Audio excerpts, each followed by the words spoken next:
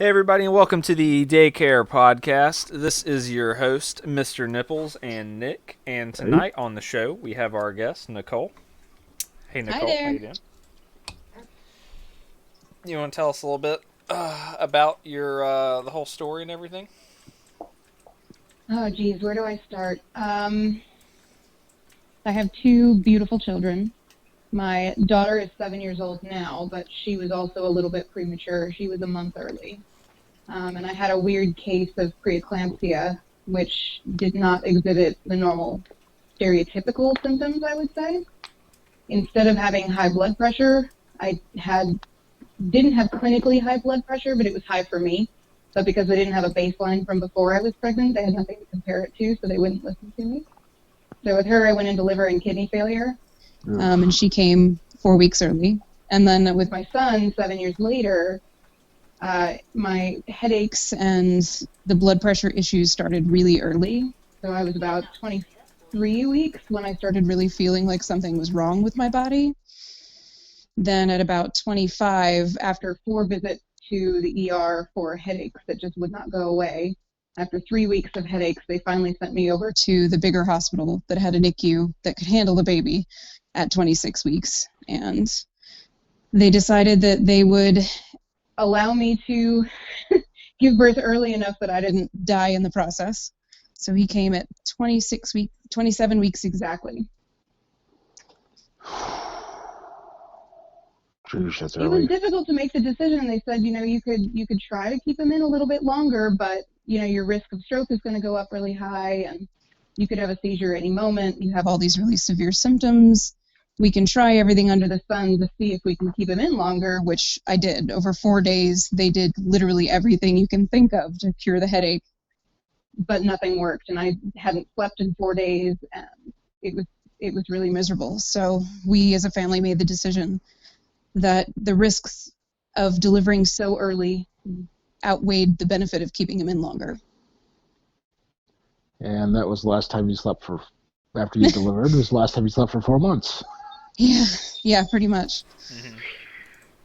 Yeah. Oh. He was in a really good NICU, though, I have to say. The nurses were all really wonderful, and I don't really remember much from the first few weeks. It was kind of all just a nightmarish blur.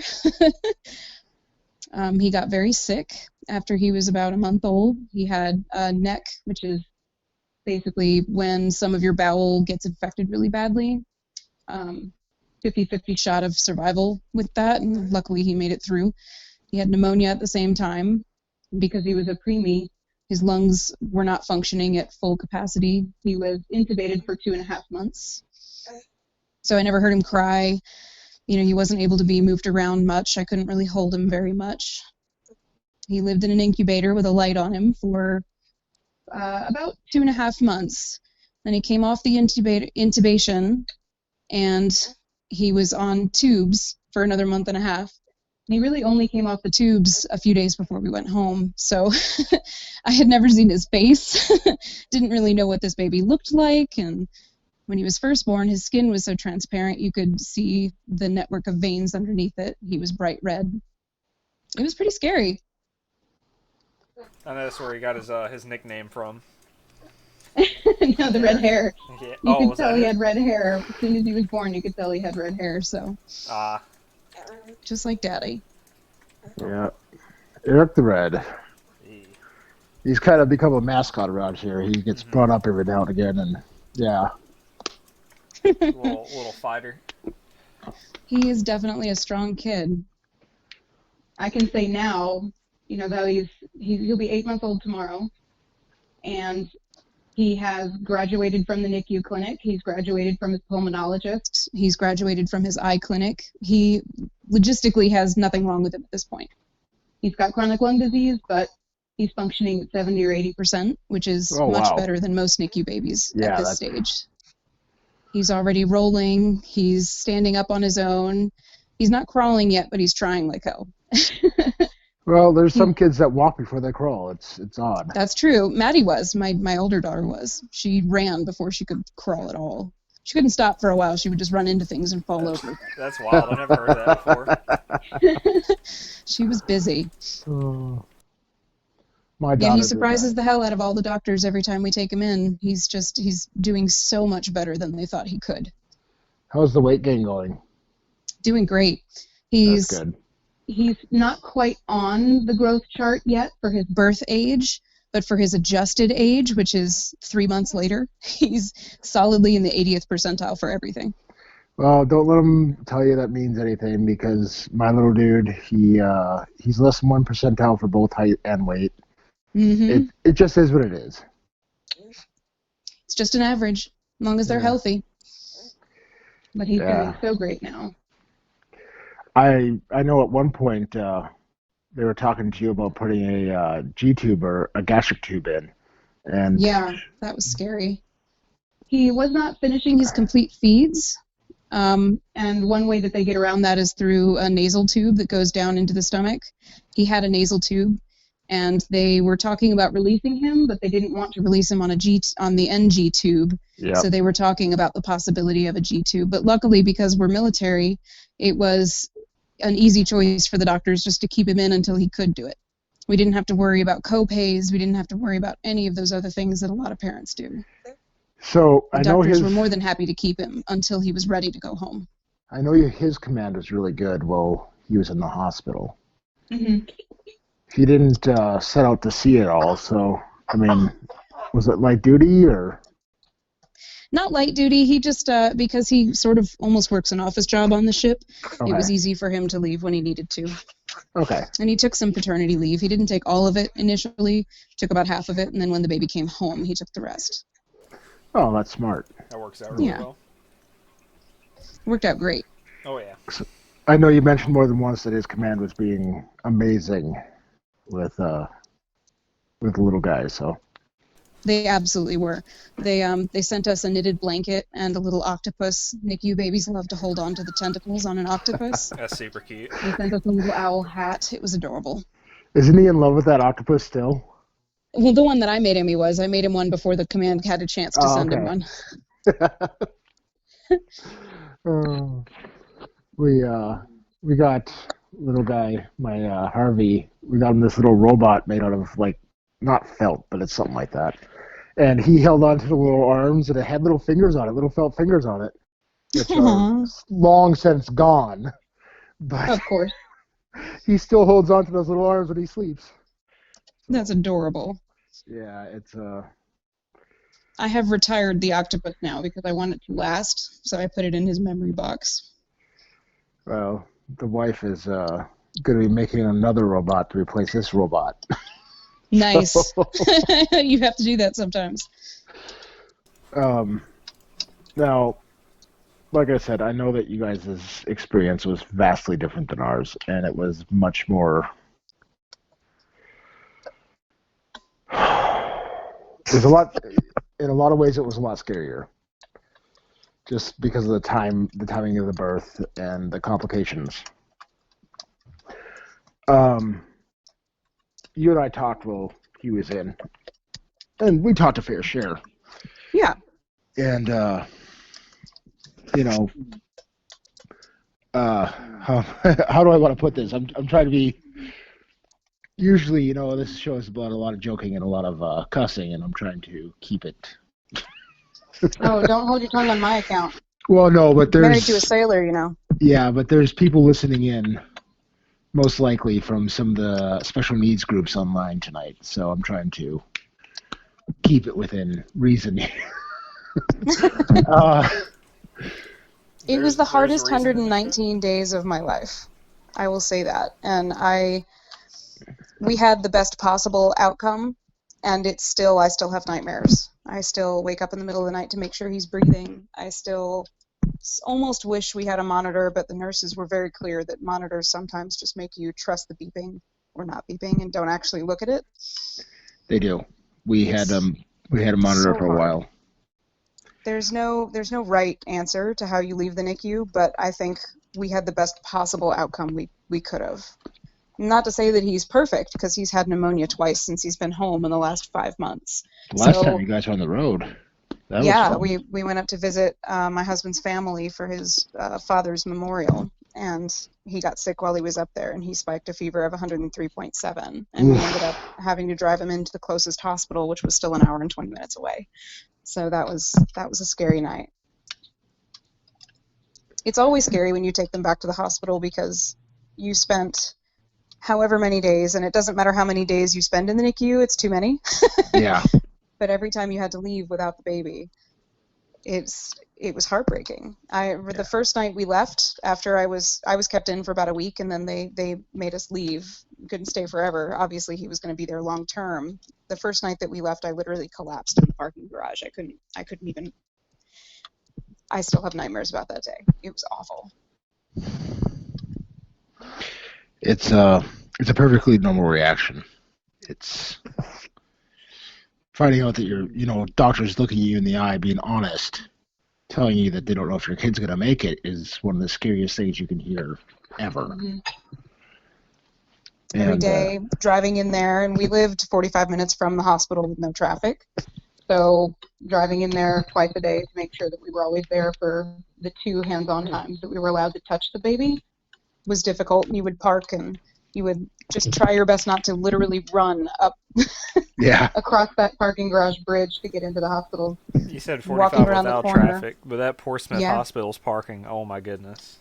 I know. The parking is the worst. Is insane. The parking is the worst. And some days I was really tempted just to park in front of the doors and get the ticket that day. And because he was born during flu and RSV season, Maddie, our older daughter, was not allowed into the NICU until April. So from January until April, she was not allowed to meet her brother. And it was devastating for her because half of my time, and I homeschool her. She's never had to be away from me for very long. So every day when we would go in there, I'd have to either leave her with family or have her sit in the waiting room and not be allowed to come in. And her brother, I have the saddest picture of her literally just standing in front of the NICU door, staring in, trying to see him. And he was around the corner, so she never could have, but she would just stand there and look so sad. Poor Maddie. I know, it was so the sad. saddest thing. Oh. She would read him books over the video, over video chat, and the nurses were really nice and let us do it, but it was just miserable. The whole thing was miserable, and we had a best case scenario. Yeah, one thing that we found helps is going back to the hospital every now and again for a good reason, whether it be for lunch or, whatever. It's helped us somewhat process what the insanity that happened. We're really close with a lot of the nurses that took care of him still, and we go in there every once in a while. Of course, we have all of his follow-up clinic appointments are there. So when we go in, we always make sure to make a trip up to the NICU and just knock on the window, and the nurses all come out and say how big he is, and he smiles for them, and now he's laughing and cooing, so that's a lot of fun. That's adorable. But I still break into a cold sweat every time. Yeah. All of Harvey's nurses have moved on to places like Mayo Clinic and stuff, so we don't get to see them anymore. Aww. We had this one really cool one. She had green painted, like lime green nails, and she wore Nightmare Before Christmas scrubs and stuff. So much fun. So. Drew is actually really preemie, and she was born in Japan, and they have really good premature care over there. So they had logbooks for her, so she has a logbook of a Japanese nurse that took care of her the whole time, and drew pictures and stuff. Yeah, it's super cute. Her original birth certificate's rice paper as well. It's pretty neat. Yeah, we had a bunch of nurses who made him little signs, and after about 2.5 months, he was crowned king of the NICU, which just means he's been there the longest. That's adorable. And he got a cute little sign with his footprints on it that said, "I'm Eric, king of the NICU," and we still have the sign. They made him awesome. For my husband's birthday. He was still in the NICU, and he was on duty that day, so we had. I had the nurses help me get a handprint from him, and I made him a little sign. And they had a whole craft cart that you could use anything from. You could make little signs. You could take pictures and print them, and stickers and stencils and scrapbooking materials. I'm not super crafty, so that's pretty awesome. They made a lot of the signs for me, but they made him a little sign with his footprints on it that said his date of birth and his weight. And then it was always really funny when parents would come in for like, my baby swallowed meconium when in utero, so they were in for like a day or two. They would walk by his crib, which was at the front, and they would say, holy crap, that's a tiny baby, because he was only born at 2.5 pounds, so he was so tiny at the beginning, and to see his teeny tiny little footprints that just looked like doll feet. I actually got one of his micro preemie outfits that he fit in when he was first able to wear clothes when he was about 3 months old, and it fits on my daughter's American Girl dolls. Oh wow, that is insane. Yeah. You never realize An how small 18-inch doll. preemies are until you like actually see them, and they're like the size of your hand. They're just so wild.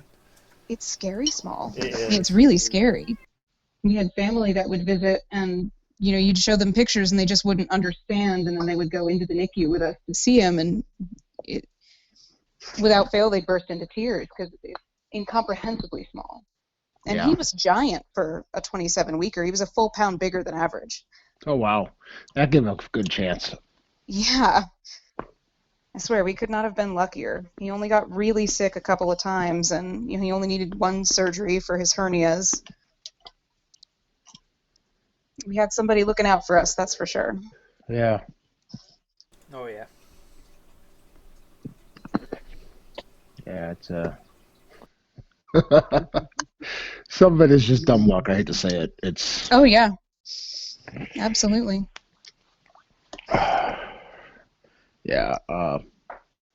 So were you guys in were you in a bay or a private room?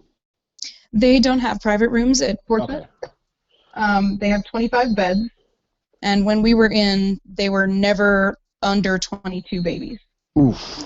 Matter of fact, when we left, they had 24, which they consider overdone. Ouch. So, yeah, I mean, it's one of the best NICUs in the country, and it's definitely the best one in Virginia and on the East Coast. We just got at the Children's Hospital here, and Children's Hospital's number 2. yep, and we started out in a private room, and after 9 days, insurance was like, nope. So we got moved into a bay, and 6 of his roommates died while he was in there. And we only had one death. And that just makes it that much scarier. It's You sort of get this false sense of security when you haven't had any deaths around you, that you feel like the staff is just not capable of losing any babies. Yeah. And then we lost a 23-weeker, one of the twins, and it was just this smack in the face. We had just shown up for the day to visit, And they had the NICU closed off. for morning.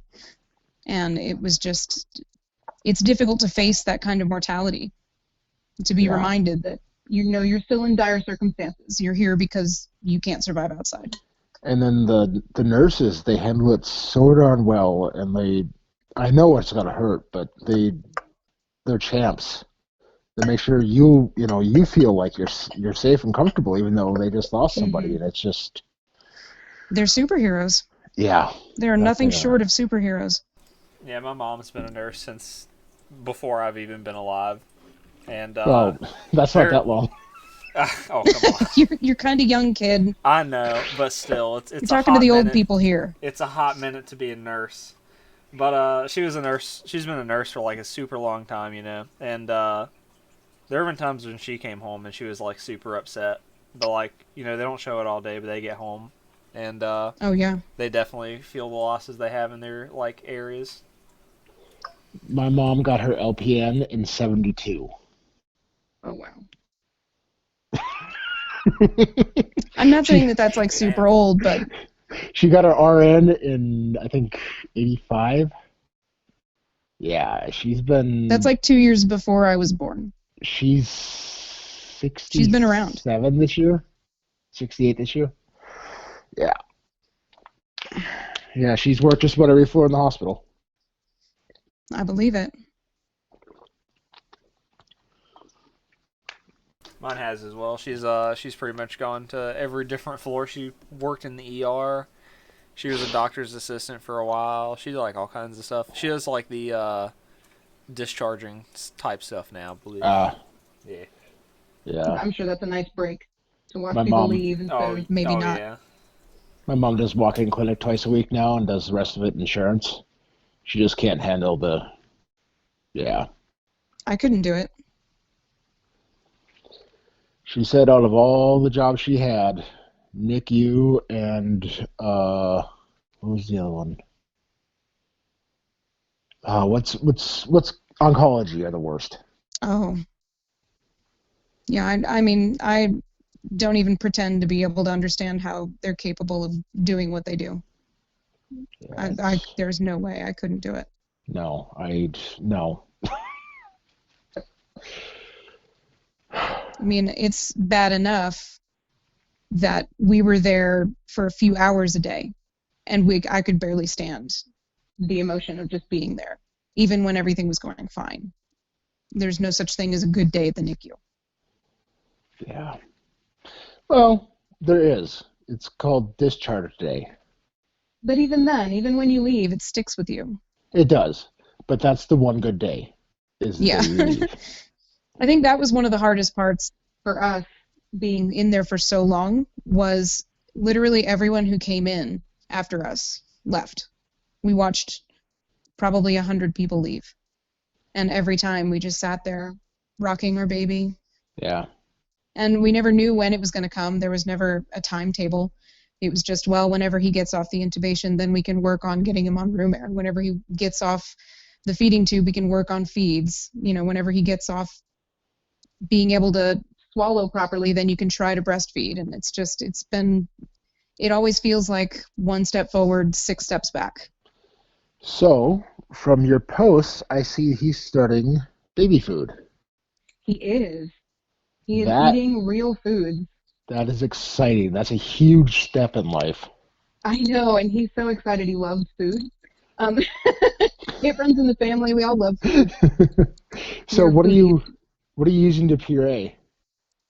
I just do it by hand. Okay.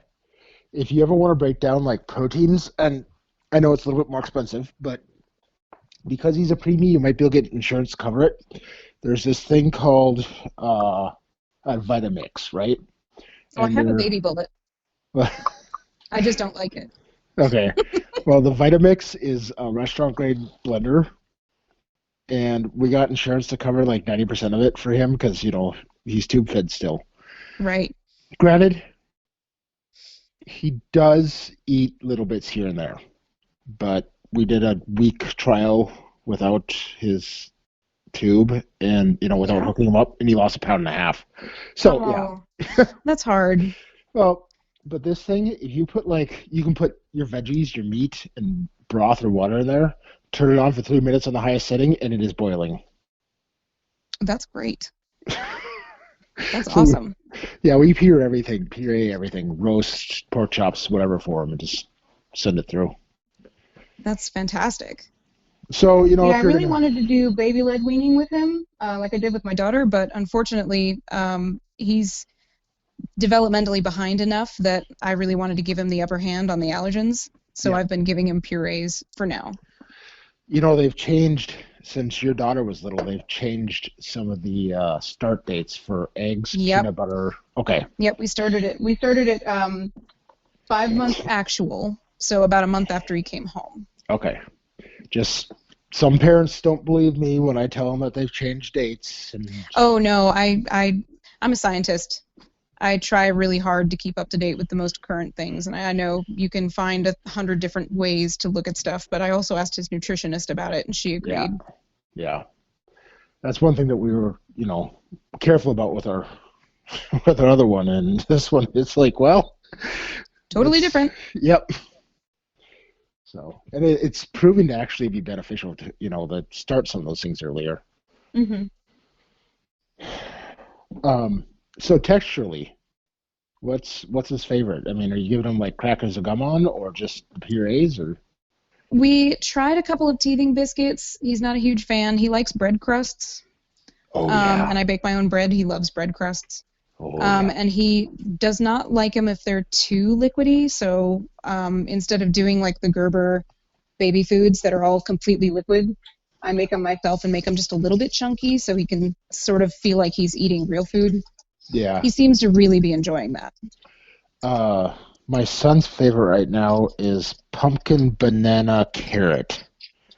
That's And intense. sometimes I put a little bit of yogurt in there. Holy Oh, nice. smokes. It is he just goes nuts. Yeah. You Eric should try loves butternut squash, and he loves sweet potatoes with a little bit of cinnamon. Oh, yeah. Those are his two favorites. Pumpkin and sweet potato. Mix those two together. He loves it. Because it's good pumpkin season. Right now, you can get sugar pumpkins for dirt cheap. He has yet to say no to anything I've offered, to be fair. Yeah. He's smart. But yeah, those sugar pumpkins. Do you have a good recipe for roasting sugar pumpkins? Oh, yeah. Okay. I'll send it to you. Well, I've got Alton Browns, and it's never failed, so. Okay, that's fair. My kids eat it, so I'm not going to mess with it. Do not mess with that system then. Not at all.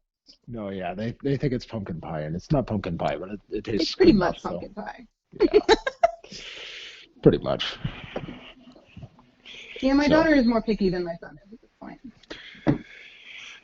Well, you know, she's older. She's got a chance to develop her tastes and her friends' influences. And that is true. She's a good kid, though. She loves having her little brother home. She reads to him, and she sits with him, and we sort of fight over who gets to change him in the morning. My son's favorite thing when he was that age was, I think it was biscottis. I'm going to double check with the boss real quick, though. Hey, Jules, what was it? Harvey liked the gum on that fell apart? Was it biscottis? Arrowroot cookies. And he liked biscottis too, right? The lemon ones? Yes. Yes, okay. Yep. It was arrowroot cookies and lemon biscottis. Oh, yeah, arrowroot was Maddie's favorite. I forgot about arrowroot. Lemon biscottis, and Nilla wafers. Both those dissolve and just like melt away. So, yeah. It's a good thing when they start teething. And that's the fun coming next, isn't it? Yeah, he started. He has started teething. Oh, I'm so sorry. It's fun. It's not much sleep though. Well, too bad. But honestly, even on his worst day, I still look down at him. I'm like, you could just not be here. Yeah, I can only be so frustrated with him because he literally was almost dead like several times. We almost lost him 2 legitimate times. He got sick enough where the doctors were like, you might want to call your family in. Yeesh. Yeah, our little guy, nothing gets to him. Whenever he gets upset, he looks at us, literally brushes himself off, and goes back to playing. It's like nothing bothers him. I feel like after you've been there, maybe that's what they learn from it. Maybe. Like, life's too short. It could have been shorter, so let's just enjoy it while we got it. There's a knowledge and a wisdom that comes, with certain things, and yeah. Smarter than us, they are. There is a study going on called. Biscuits, I'll have to find the program name for you. I don't want to give the wrong name out because I'm sure somebody will be like, oh, you don't know. It'll be like, oh, crap. But it's going on between multiple universities. They're doing the study together. Oh, here it is. Spark. And they're I feel like I've heard of that. They're doing a study, between multiple universities doing DNA testing. And they're looking at preemies and autism and several other things, and they're trying to figure out what affects what and disabilities and all this other stuff, and they're trying to see if they can find genetic markers for this stuff. That's amazing. Because if they can find the genetic markers, then they can start working on genetic therapy. Yeah. That would be amazing. So. Because prematurity runs in families. And it does. I have a pretty severe case. Normally when you have prematurity in your firstborn, especially if you have a separate father figure, prematurity doesn't happen a second time. And for me, it was much worse the second time. So we have come to the heartbreaking decision that we can no longer safely have any more babies, which is hard for me because I always imagined that I would have, 3 or 4 or 5 kids. Yeah. So But I'd rather not have the risk of higher strokes later in life. I don't want my husband to be taking care of an invalid in our golden years. I don't want to die and leave my 2 existing children without a mother. Yeah. So Well, It's the harder choice, but it's definitely the right one for us. with Julie going through chemo and stuff, we've made the same choice. I'm going in beginning of next month to take care of things. So yeah, I go in on the 2nd. it's just well, she can't. Chemo puts you so immune compromised Absolutely. that they won't touch her with a 10-foot pole. Oh, of course not. And she had chemo yesterday, and the fact that she even got up, it's moving at all today is amazing. So, but yeah, it's just one of those things. It's is what it is, right? Yep. Got 2 beautiful kids, and I guess that's all I'm meant to have, huh? Well, if that's what's been decided by the fates, that's what it is. So. Not as if there are not more children sitting in the Foster care system that don't need a good loving home, and later on in life we could always adopt. So that's exactly what we said too.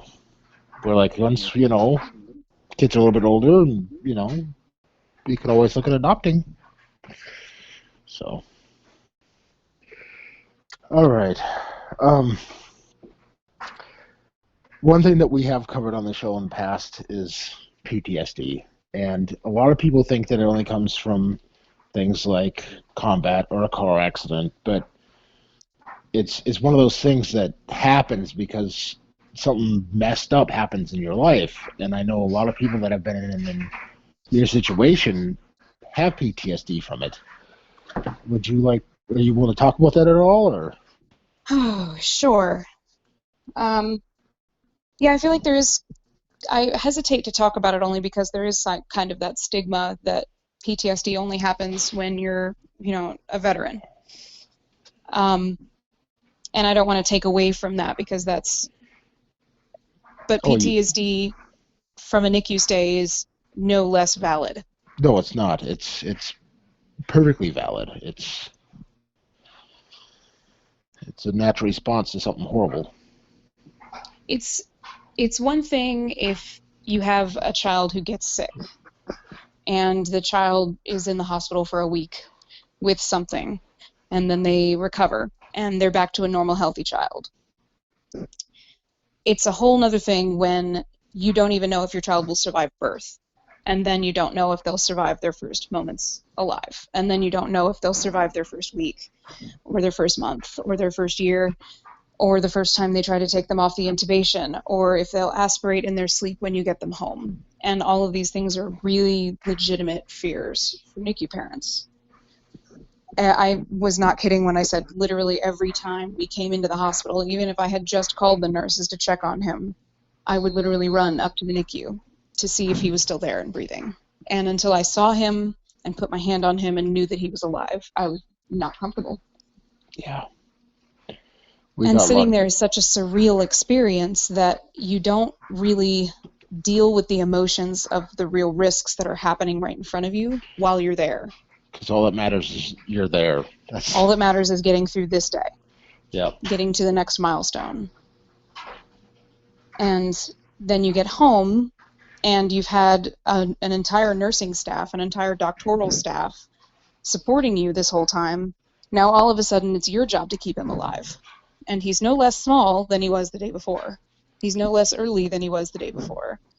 He's no less vulnerable than he was the day before. And then you have to contend with people coming into your home to see the baby because your family wants to meet the baby. And you worry about every person touching him having some RSV on their hands, which is just a regular cold for normal people.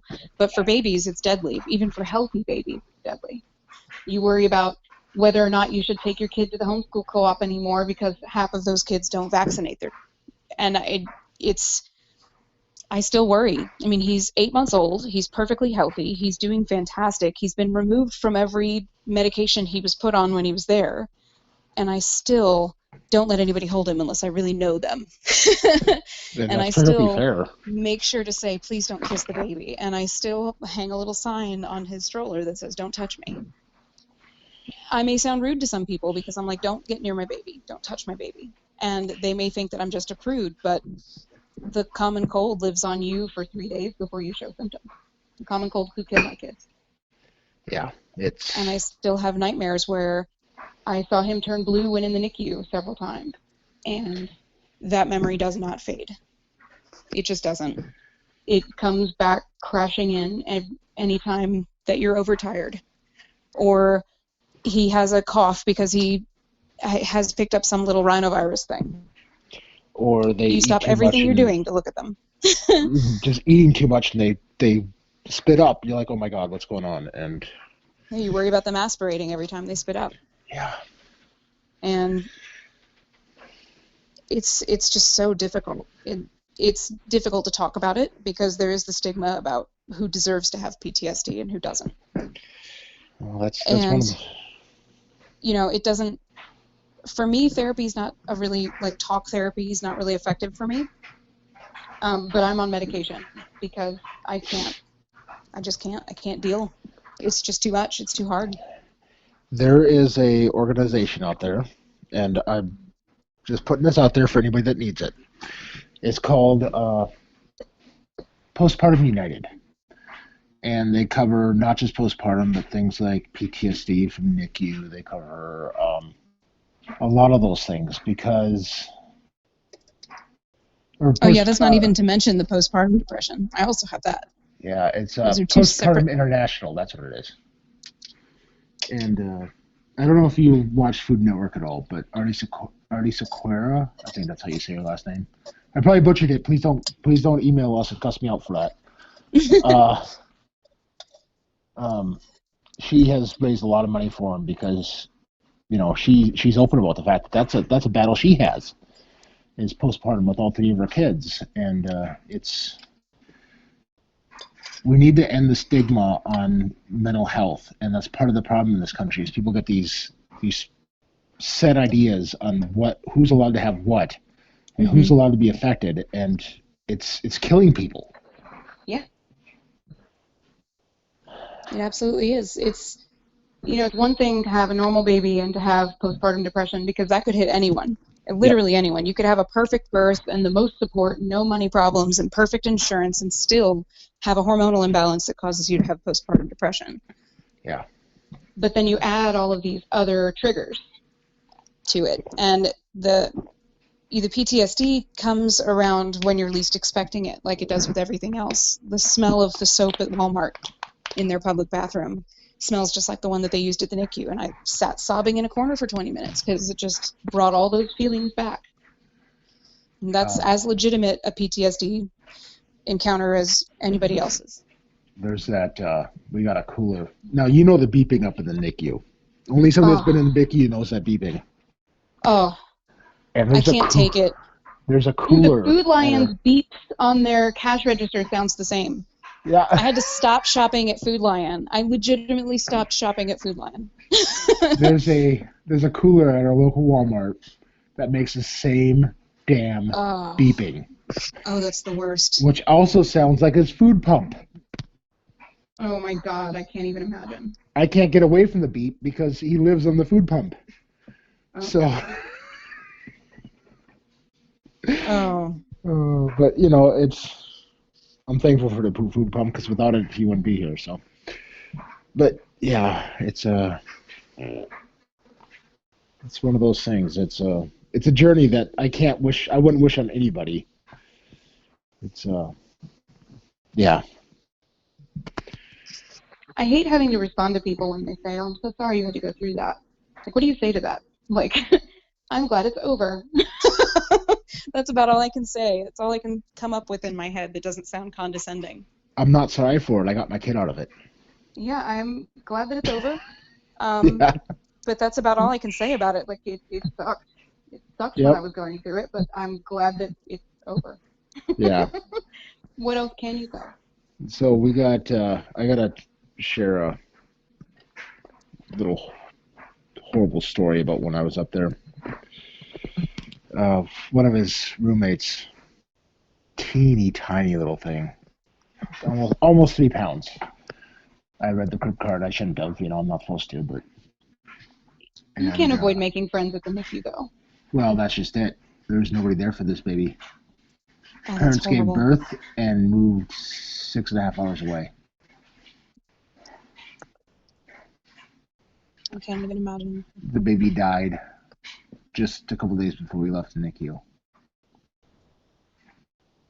It had already been in there for a couple weeks at that point when we got into the NICU, and it passed away. Never met its mom and dad. I can't imagine being in that situation on either side. No, and it's one of those crappy situations that, you know, what do you do? Yeah. Baby never got to be held. It's awful.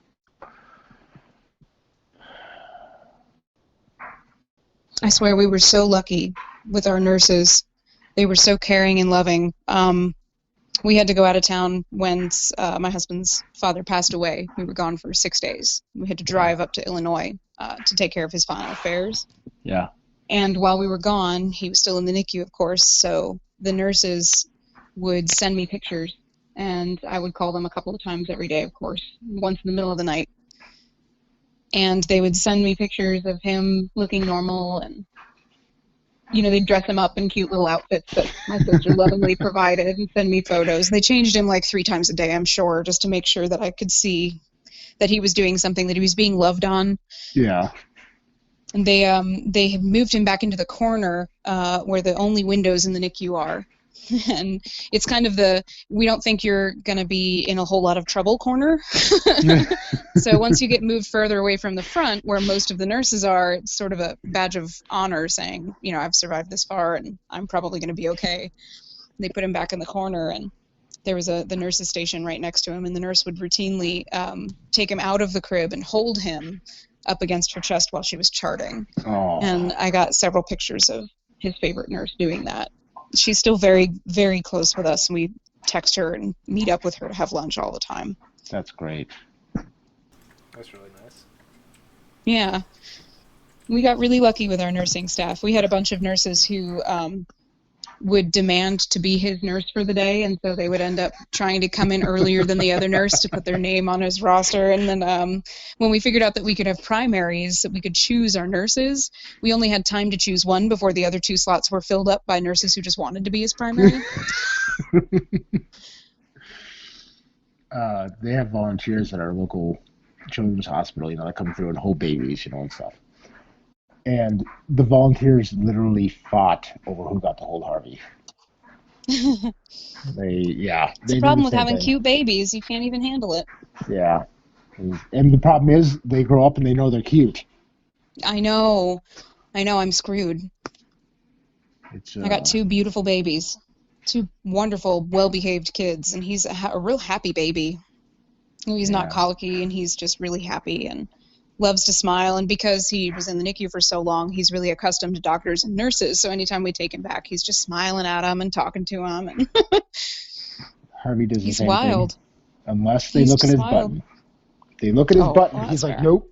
Well, because when he was little, they used to take silver nitrate and burn the scar tissue. Oh, And then poor thing. one time he ripped his button out in the middle of the night. Oh, no. And do you know what they have to do? I do. Oh, that's so unfortunate. Just for everybody that doesn't know, they take these steel rods and they dilate the hole. Oh, so that means they take like a tiny steel rod and they stick it in there, they work it, and then they put a slightly bigger one in, and then like a bigger gauging one your in. ears, but in a day. In a matter of about 2.5 hours. It's just awful. And it's yeah. So, speak of the devil, he done woke up. So I am going to do something I've never done on the air before, since we have a mom on the show.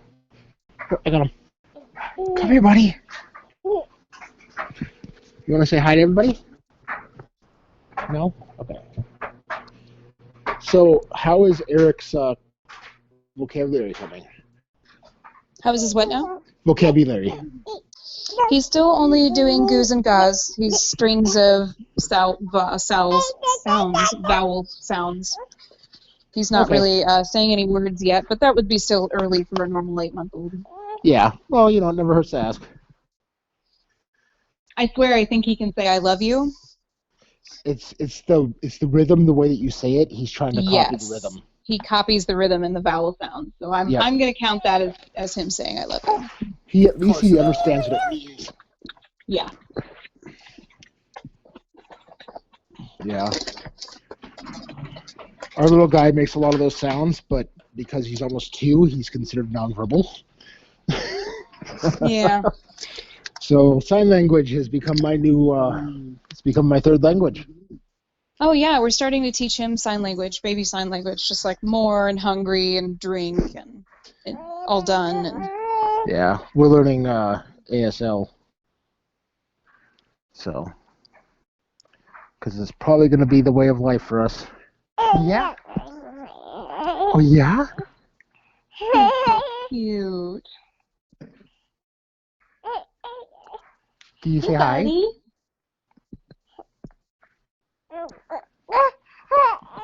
Aw. Hey, bud.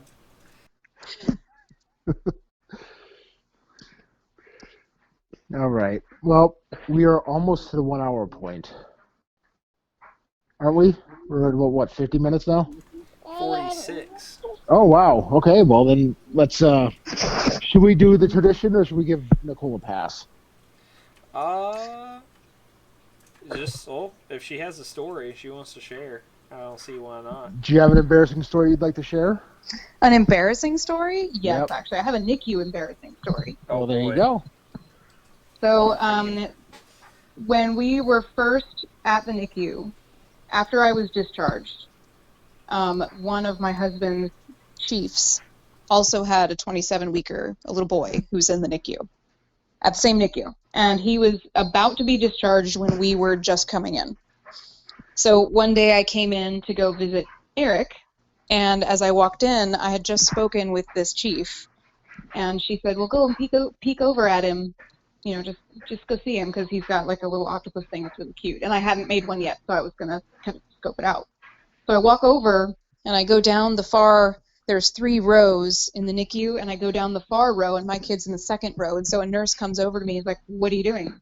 And I said, "Oh, I'm just saying hi. This is my friend's baby." And she said, "You can't be over here." and I was like, what?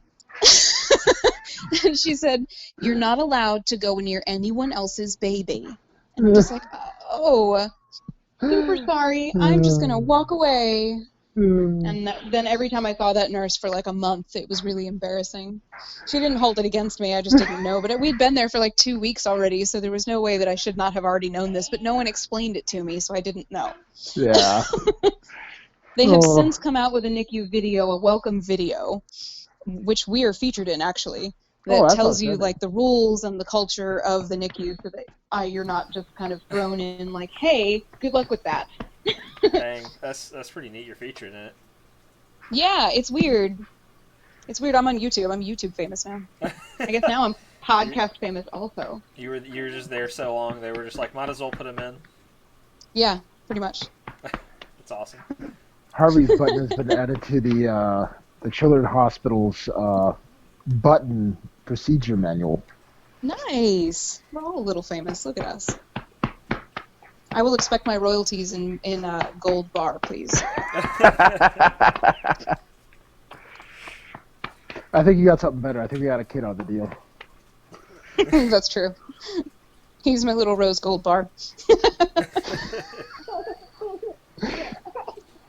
Aww. He takes my hand and sticks it on his tummy and tells me to tickle him, so I don't have a choice. Aww. Yeah, I never have him around me when I'm on air, but, since, this is a family episode. Well, he's pretty much too cute to keep away from it. So. Yeah. Speaking of cute kids, my older one just woke up, so I'm going to have to let you guys go. Alrighty. You take Thanks care. for having Thanks me. for coming on. We appreciate it. Have a good one. All right, bye-bye. Bye. All right. Well, I guess we can wrap well up go unless ahead there's and do the anything you want to talk. All right. Reach out Oh. and just reach out to somebody, talk to somebody, and there is opportunities at your local hospitals to volunteer, and you would be amazed at how much of a difference you can make in somebody's life by just volunteering. A lot of times it's going in reading to the elderly or reading to a sick kid Or, sometimes, if your background check and everything else is good enough to let you even hold the babies. So, and you can change somebody's life doing stuff like that. Mm.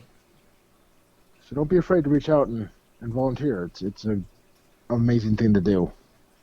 I don't know if you can do it on the military posts, but other than that, you can. A lot of Oh civilian yeah, hospitals public let you. hospitals and nursing homes. Yep, I used nursing to homes. I used to help out the nursing home a lot 'cause my father worked there, and they appreciate it so much. Let me tell you something. Yes, they do. A lot of times, if your dog is really well behaved, they'll let your dog come in and just visit with the people there. They love it. Best thing you can do for somebody is raise their spirits. Because All right, a lot of good stories from there too. I used to take my Those old giant. folks always got something Yeah. awesome to tell you. Oh yeah, especially when you find the vets. Oh yeah, those are the ones I always hung out with the most because my dad worked there, so I would be there after school. So I'd basically just walk around and do stuff, and always sat with the vets. They were always my favorite. So I gotta tell this story real quick about a nursing home since it got brought up. Mm-hmm. Recently, a guy that our family knew died, and this guy was a real SOB. He was a Vietnam vet, and we didn't know that this was him because before the investigation even finished, he died of Alzheimer's. But he had that really aggressive form of Alzheimer's. You get diagnosed, and within like 3 years, you're dead. Oh yeah. Well, he was in a nursing home, and his roommate was a World War II vet. Well, him between his Alzheimer's and his PTSD from Vietnam, he took his walker and bludgeoned his roommate to death. Damn, that's terrible. And before they could even finish the case, he died. Mm. So yeah, that's what do you say at the funeral? He was a great guy besides the guy he killed. Yeah. Well, I'm sure he was absolutely crazy when he did it. Well, yeah, he was Which so far really gone sucks. that Yeah. he didn't recognize his wife, his kids, his family photos. I feel like the nursing home probably should have separated him at that point when he has PTSD and Alzheimer's. That sounds like a god awful combination. Well, apparently he had undiagnosed PTSD because okay.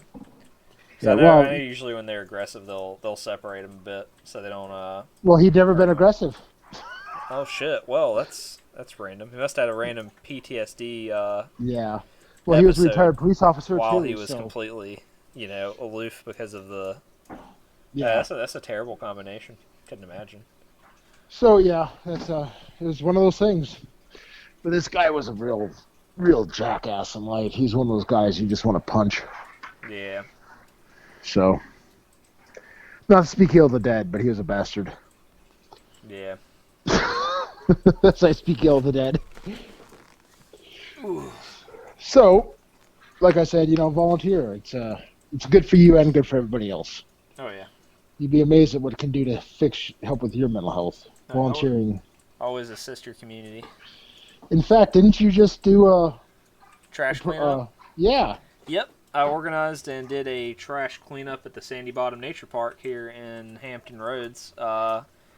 We didn't have many people come out, but we still made a good time of it. We had a nice little picnic, and then we went around and cleaned up the big front area. It's like a big field out front of the nature park and the entrance. There's a bunch of trash out there, so because it's right along a main highway. So we went out there and cleaned it up, made it look nice, and got rid of all the trash. Well, there you go. That's got like 5 bags of trash. Oof. Yeah, one of which was just someone had pulled. There's like a truck entrance where you can they pull the Ranger Park trucks in there to do stuff. Yeah. But someone had pulled back in there with a work truck or something and just dumped roofing tile and roofing tar. The hell? Yeah, so we just found this big pile of old tar-covered shingles. So basically the huff it into a bag. It was heavy as hell too, so I had to huff it into a bag and basically just carry the bag around from the bottom and go set it over there. And when it was time to get rid of all the bags, I just pulled my truck around and we just threw them all in there. So yeah, that makes sense. It worked out really well, and we got a ton of trash cleaned up. So I've got a daycare sticker I got to send you, Mr. Nipples. Oh, sweet. So you'll have to shoot me your address here when we get off the show. I will send you one of my stickers as well. Just so you know, Pete and Mark are getting one as well. Sweet. And I think we might do a contest this week to try and see who else gets one. Word. So, with that put out, I wish everybody a good night. Next week we are off air. It is family time. Yep. So, y'all take care. We'll talk to you in 2 weeks. Yeah, everyone take care. Hydrate. All right. Have a good one. Later.